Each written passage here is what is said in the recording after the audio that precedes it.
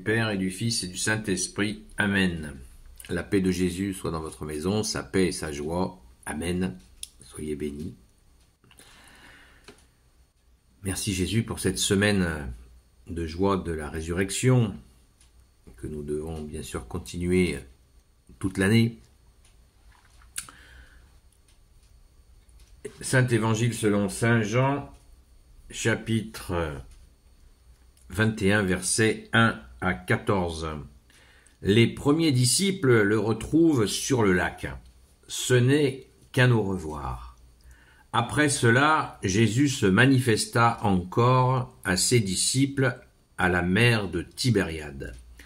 Voici comment il se manifesta. Simon-Pierre, Thomas, surnommé le jumeau, Nathanaël de Cana en Galilée, les fils de Zébédée étaient là, ensemble avec deux autres disciples de Jésus.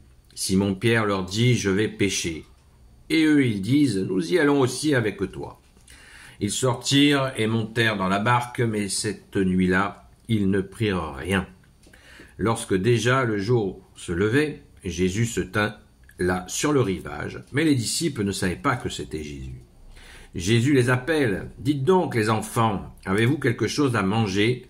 Il lui répond « Rien ». Alors il leur dit « Jetez le filet sur la droite de la barque, vous allez trouver. » Donc ils le jettent, mais ils n'arrivent pas à le ramener, tellement il est plein de poissons. Alors le disciple que Jésus aimait dit à Pierre « C'est le Seigneur !»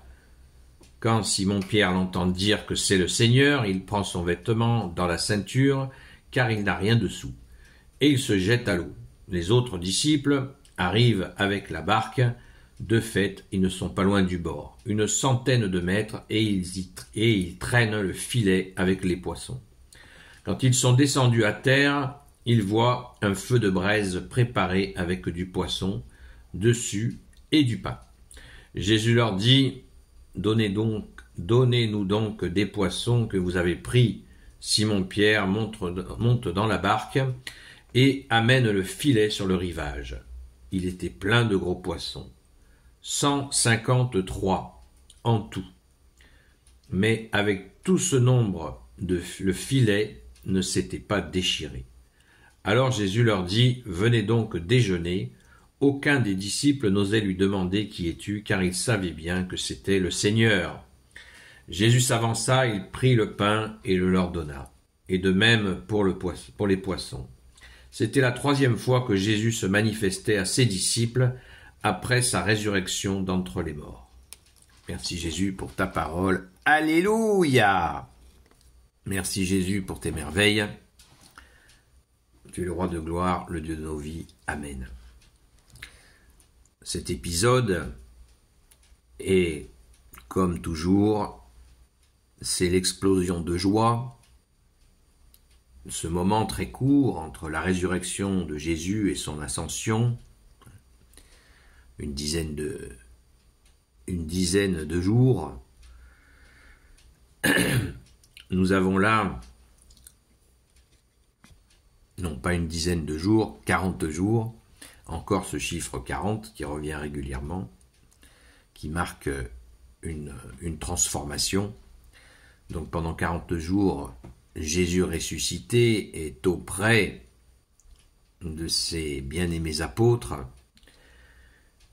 Et là, une fois encore, Jésus leur dit qu'ils sont bien devenus des pêcheurs d'hommes, car ils sont retournés pêcher des poissons, ce qui n'est pas un mal en soi. Ce sont des pêcheurs de poissons, mais Jésus leur dit bien qu'il est là et que ce sont maintenant des pêcheurs d'hommes. Merci Jésus. Et la symbolique de poser, il n'avait rien pris d'ailleurs, il s'était parti pêcher des poissons, mais il n'avait rien pris. Donc sans Jésus, on ne peut pas agir, comme la parabole de la vigne. Le sarment, s'il se détache du cep de vigne qu'est Jésus, il ne peut pas donner de fruits. Et nous sommes les sarments. C'est la parabole. Toujours, Jésus nous dit, dans une autre parole, vous ne pouvez rien faire sans moi. Voilà, vous voyez, toujours on ne peut rien faire sans Jésus. C'est comme ça nous plaît ou ça nous plaît pas, c'est pareil, c'est juste la vérité. Et là, les apôtres ne pêchent rien sans Jésus. Mettez vos filets sur le côté droit. Il a dit à Saint Paul, une fois que Saint Paul avait chuté, Jésus lui dit de se mettre sur le côté droit. Là, il pêche sur le côté droit. Et qu'est-ce qu'il pêche sur le côté droit? Des poissons, et des poissons énormes. Et on nous a dit 153 gros poissons. Quel est ce chiffre mystérieux? Eh bien, l'exégète nous dit qu'il y a eu tellement d'interprétations de chiffres qu'on ne sait pas. Par exemple, quand Jésus a envoyé ses 72 disciples, eh bien, on savait que 72, c'était le chiffre du nombre de nations de l'époque. Là, 153, on ne sait pas. Mais bien, être sur le côté droit, c'est sur le côté spirituel. Le côté gauche représente le côté matériel. Donc Jésus leur confirme, vous allez être des pêcheurs d'hommes. Sur le côté droit, vous aurez une grande pêche, très grande pêche d'hommes. Voilà, symbolique du poisson. C'est absolument extraordinaire.